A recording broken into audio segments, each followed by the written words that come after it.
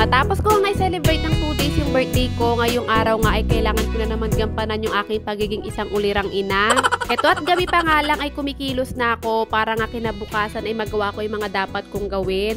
Dahil nga hindi ko naman nalabhan tong basahan sa kusina after ng birthday ko ay ngayon ko nga siya lalabhan. Simula kasi nung binili ko to ay hindi ko talaga nalabhan to at sakto din naman nung birthday ko ay masyadong nadumihan din to kasi nalaglagan siya ng mga sauce ng lasagna tapos natalsikan pa siya ng mga mantika tuwing nagpiprito ako kaya kailangan ko na talagang labhan to. Kung nakita nyo nga mga paako lang ang ginamit kong pangkuskus dito sa basahan, hindi ko siya ginamitan ng brush kasi nga ayoko magkaroon siya ng mga himulmol kasi papangit na yung itsura niya. Medyo nahirapan nga lang akong laban to mga mamshi kasi kung napansin nyo naman medyo may kaliitan lang yung CR namin.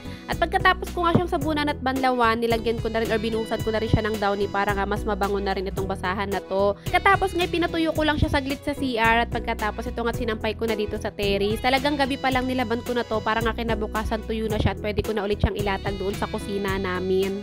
Pagkatapos ko talagang laban tong basahan na to kagabi ay nagpaikot na ako ng mga konting damit lang namin ni Athena. Hindi na talaga ako masyado nagtatambak ngayon kasi vermonths na. Mahirap na baka mabisi ako tapos matambakan ako ng labahan. Kaya hanggat konti pa lang yung labahan namin nilalaban ko na nga agad. Pero hindi ko nga siya naisampay agad kagabi kaya naman kinabukasan ng umaga pagkagising ko nga ito at ngayon ko na lang siya sinampay. Pero ngayon ko lang din siya dinaunihan ng umaga para nga bago lang din yung amoy ng downy niya. After ko naman magsampay, sakto naman ay pagkapako dito sa basahan ay tuyo na siya. Kaya naman ipapasok ko na to para nga mailatag ko na ulit dun sa kusina para hindi na ulit madulas. Pero bago ko nga siya tuluyang ilatag ay kailangan ko nga muna tanggalin yung mga basahan dito. Nilalagyan ko pa rin ng basahan kapag nilalatag ko to para nga hindi siya ganun laging mabasa kasi nga pagkagaling sa CR kailangan pa din namin magpunas ng mga paa. At pagkatapos nagwalis-walis nga lang ako para matanggal pa yung mga konting dumi.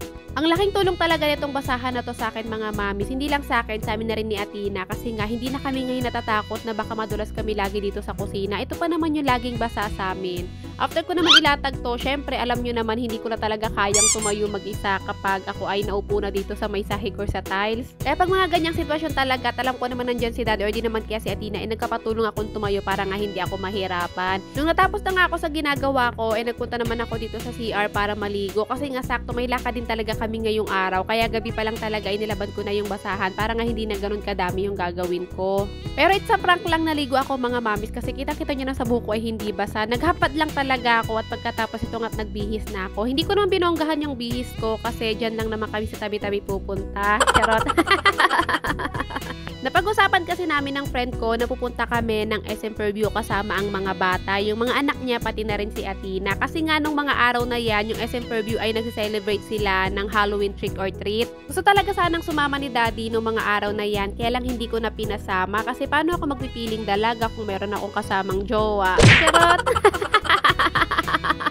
Kaya naman ito't pinag-grab na nga lang niya kami ni Athena para nga sigurado siya na hindi siya nag-aalala na naka-jeep lang kami or nag-commute lang kami. Alam niyo mga mami, sa totoo lang, kami ni Athena, hindi talaga kami sanay na nakasasakyan. Parehas kaming sanay sa jeep or di naman kaya sa tricycle. Pero dahil para payagan nga kami ni Daddy na maka-attend sa trick or treat dito sa SM, pumayag na nga lang kami sa gusto niya. Total naman, para na rin to sa safety naming dalawa dahil alam niyo naman si Athena, minor de edad pa. Tapos ako pa yung kasama niya na mami niya na merong kapansanan. So para hindi nga kami mahirapang maglakad, tapos akyat baba sa jeep, ito nga pinag-grab niya na lang kami para saktong sa entrance na kami bababa. Kung napansin nyo nga kanina mga mami, si Athena ay hindi pa na-costume ng paalis kami. Pagdating nga namin dito sa mall ay dumiretso agad kami sa CR para makapagpalit na siya. Binaon lang namin yung costume niya. Nung nakapagbihis naman na siya, bumalik ulit kami dito banda sa may entrance para nga abangan yung friend ko pati yung mga anak niya. Hindi lang nakikita sa mga videos ko pero ang dami talagang mga batang na-costume nung araw na yan mga mami. And si Athena, marami siyang nakikitang mga karakter na costume na gusto niya. Kaya naman ang ginagawa niya, nilalapitan niya tas inaas niya kung pwedeng magpa-picture.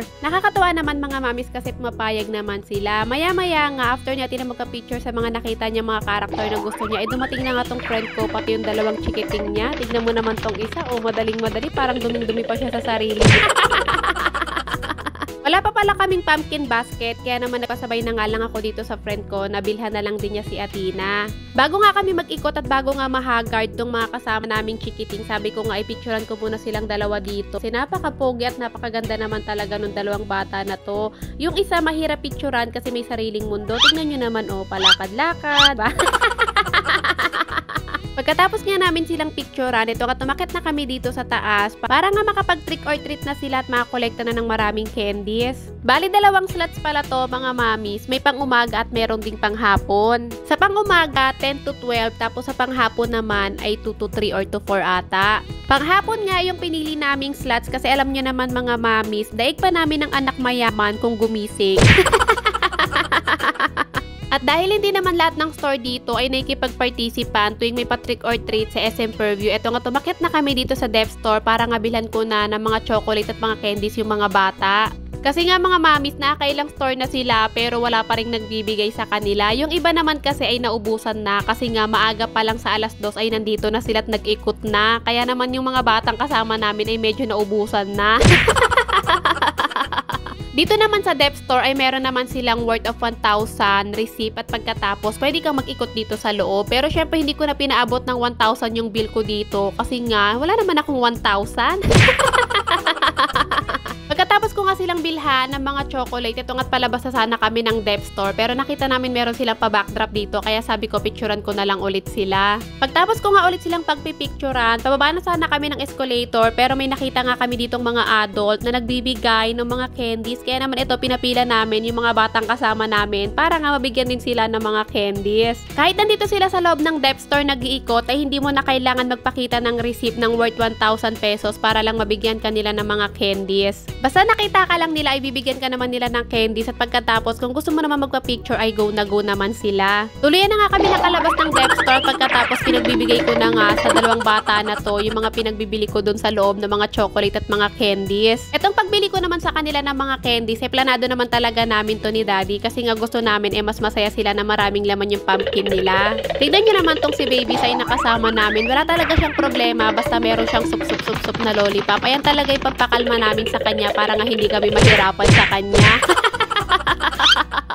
Naglakad-lakad na nga ulit kami para nga makapunta pa or makapasok pa sila Athena at si Meloy sa mga ibang store kasi marami pa naman din talagang mga nagbibigay dito. At pagkatapos habang naglalakad kami, nakita na naman si Athena ng costume na gusto niya kaya nagpa-picture na naman siya sa mga to. Pagkatapos nga niya magpa-picture, nagtuloy-tuloy na nga kami sa paglalakad namin. Eto nga habang naglalakad kami papunta sa mga palaruan or sa Toy Kingdom, eto nga't may nagbibigay na ulit ng mga candy. Actually, medyo nakakadami na sila dyan mga mamis. O diba, kailangan ko muna palang gumastos or lagyan yung mga pumpkin nila bago sila makaipon ng mas marami pang candy.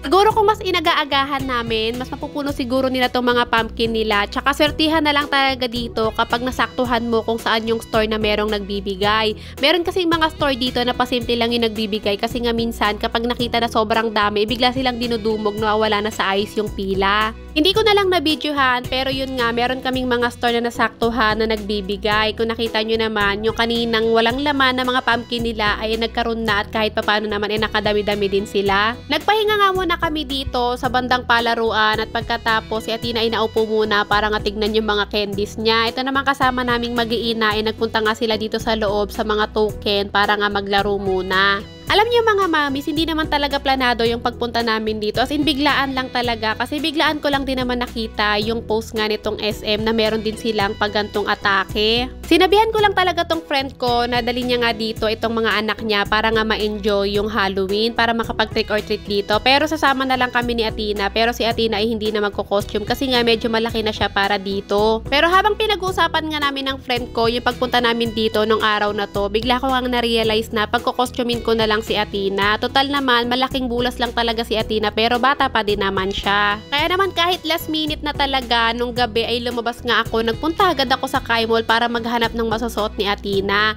Bali, ang binili ko lang naman ay yung pinaka-cape or kapa na suot niya, pati na rin yung headband na meron sombrero ng witch.